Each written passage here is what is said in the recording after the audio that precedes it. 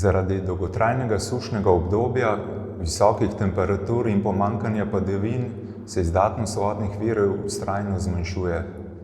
Hkrati beležimo povečano porabo pitne vode, zato je zagotavljanje nemotene oskrbe vse zahtevnejše. Da bi ohranili zadostne količine vode za osnovne potrebe prebivalstva in požarno varnost, KSP Litija uvaja ukrep racionalne porabe ter omejitve rabe pitne vode na območju javnih vodovodnih sistemov v svojem upravljanju, na območju občine Litija in občine Šmartno pri Litiji. Ukrep bo veljal do normalizacije izdatnosti vodnih virov. V njegovem preklicu bomo javnost pravočasno obvestili na spletni strani. Voda naj se uporablja predvsem za pitje in pripravo hrane, osebno higieno, osnovne sanitarne potrebe, druge nujne gospodinjske potrebe.